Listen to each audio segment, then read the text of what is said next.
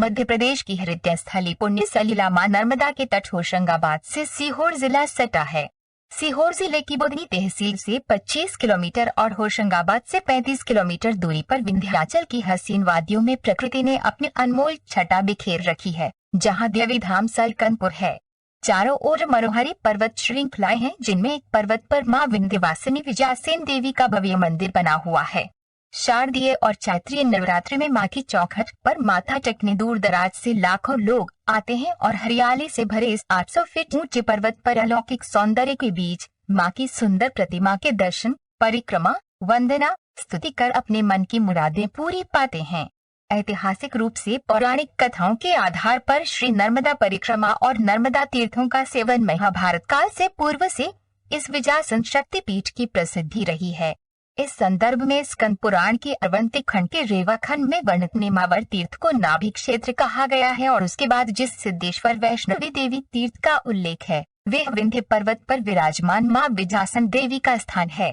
कूर्म पुराण में तीर्थक्रम की व्याख्या में नर्मदा के उत्तर तट पर विंध्य पर्वत श्रेणी पर यशोदासी की पुत्री का विराजित होना तथा सिद्धेश्वरी के नाम से प्रसिद्ध होने का प्रमाण है। शिव पुराण में पार्वती के जन्म के पूर्व देवताओं ने जो प्रार्थना की, उसमें विंध्यवासिनी, विजया, सिद्धेश्वरी नाम से देवी का गुणगान किया है।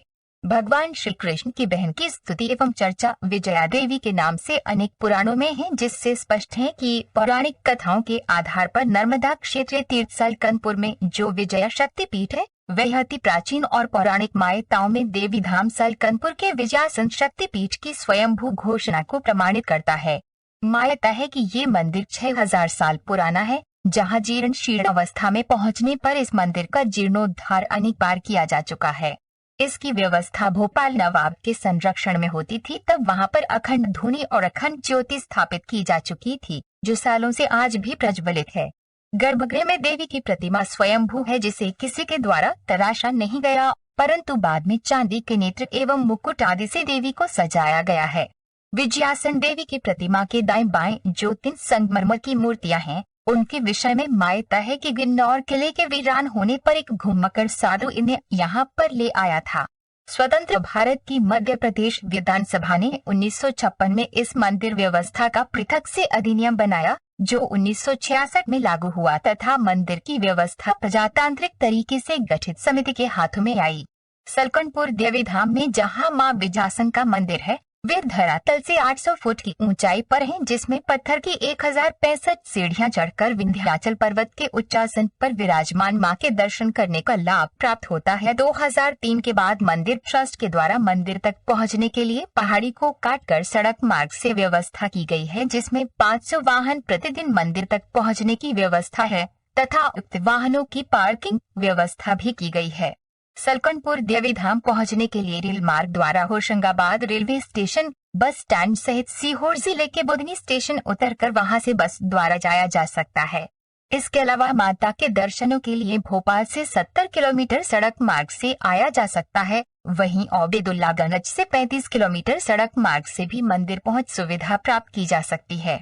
शारदीय एवं चैत्रीय नवरात्रि के मौके पर रोजाना भोपाल, इटारसी, होशंगाबाद, पिपरिया, सोहागपुर, बैतूल आदि स्थानों से 200 किलोमीटर की दूरी भक्तगण टोलियां बनाकर गाते बजाते पैदल ही आते हैं और सुबह 4 बजे की आरती में शामिल होकर स्वयं को धन्य पाते हैं। भक्तों का कहना है कि जब तक मां के दरबार से बुलावा नहीं आता, कोई भी उनके दर्शन नहीं पा सकता है। इसलिए जो दर्शन को बार बार आते हैं, वे स्वयं को भाग्यशाली मानते हैं। चैत्रीय और शारदीय नवरात्रि में पूरे 9 दिनों तक भक्तों की भीड़ होती है और प्रतिदिन 1 से लेकर 5 लाख तक भक्तगण मां के दर्शनों की कतार में होकर दर्शन पाते हैं। भक्तों का कहना है कि मां विजयासन उनकी मनोकामनाएं पूरी करती हैं, तभी हजारों की संख्या में प्रतिदिन पैदल ही मां का ध्वज हाथों में उठाए जय बोलो शेरावाली का, सांचे दरबार की जय हो के उद्घोष के साथ, भरी दोपहरी हो या ठंड हो, ये भक्त नंगे पांव में छाले पड़ने के बाद भी परिवार सहित नन्हे नन्हे बच्चों एवं बुजुर्गों को साथ लिए एक कारवे के रूप में मंदिर की ओर कदम बढ़ाए जाते हैं, जिनका कारवां 200 किलोमीटर दूर तक सड़कों के दोनों ओर थमता नजर नहीं आता है। देवीधाम सलकनपुर का वर्णन, पूजन विधि, दर्शन का समय एवं विभिन्न प्राचीन स्थल। देवीधाम में देवी जी की पूजा प्रतिदिन षोडश मंत्रोच्चार के माध्यम से सात्विक विधि से की जाती है। प्रतिदिन नियमित रूप से मां की 3 आरतियां होती हैं। जो सुबह 5:30, दोपहर 12:00 तथा साय 7:30 बजे शुरू की जाती हैं।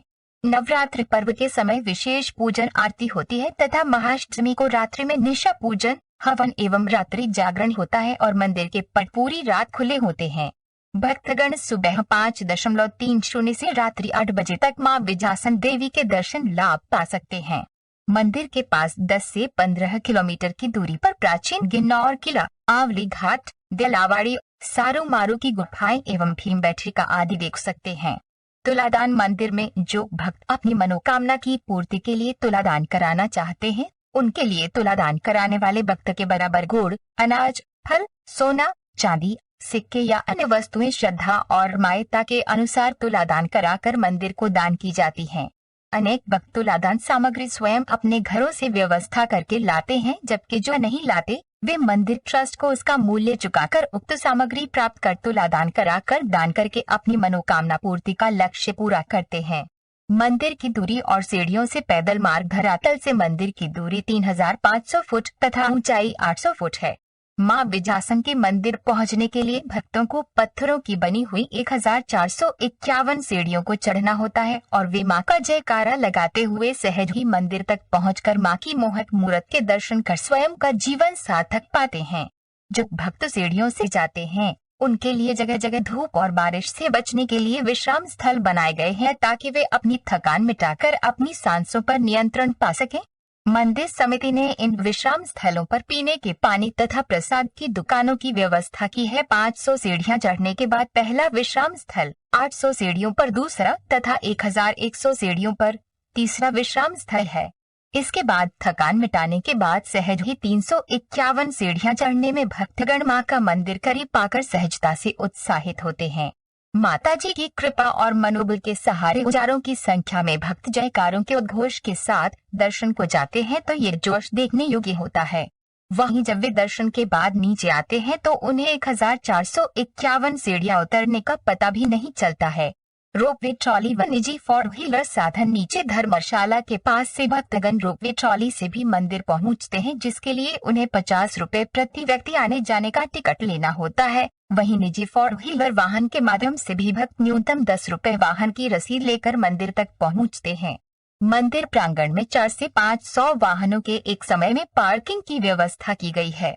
खोखरी माता मंदिर से बाहर खोखरी माता की प्राचीनतम प्रतिमा है, जिनके दिव्य दर्शन करके भक्त अपने बच्चों की कठिन से कठिन खांसी इत्यादि के रोग से मुक्ति पाते हैं। मान्यता है कि खोखरी माता के सामने उनके माता पिता अपने बच्चे का शीश झुकाकर प्रार्थना करते हैं, जिससे खोखरी माता प्रसन्न हो जाती है और बच्चा शीघ्र ही स्वस्थ हो जाता है। तब परिजन प्रसन्न होकर मां को प्रसाद आदि चढ़ाकर खुशी खुशी घर लौटते हैं। विजयासन देवी की मन्नत का धागा मंदिर में आने वाले हजारों की संख्या में भक्त मंदिर में विजयासन मां के दर्शन करने के बाद मंदिर प्रांगण में प्रवेश गेट के पास ही बैठे पुजारी के पास पहुंचकर निर्धारित दक्षिणा दान कर मन्नत का धागा लेते हैं। मन्नत का धागा लेने के बाद भक्त मां के समक्ष अपनी इच्छाओं को पवित्र धागे में अभिमंत्रित कर अपनी बाहों गले में बांधते हैं।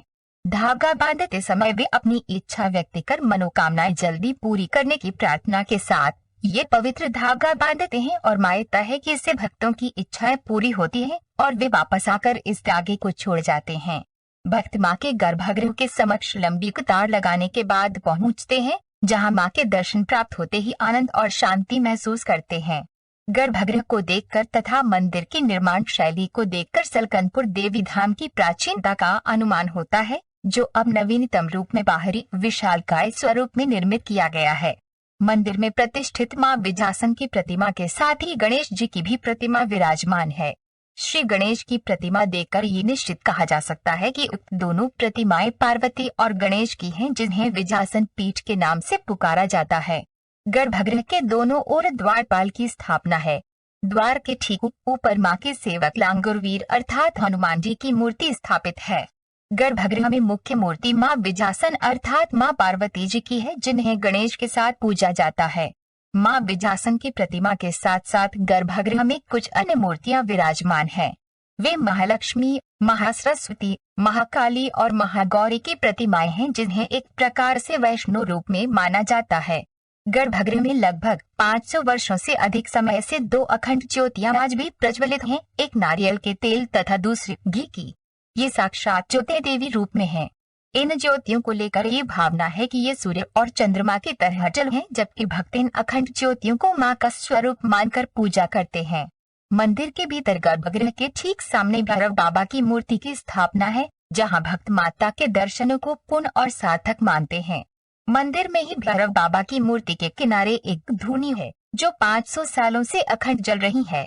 इस जलती धूनी को स्वामी भद्रानंद और उनके शिष्यों ने प्रज्वलित किया था तथा तभी से इस अखंड धूनी की भस्म अर्थात राख को ही महाप्रसाद के रूप में ग्रहण किया जाता है।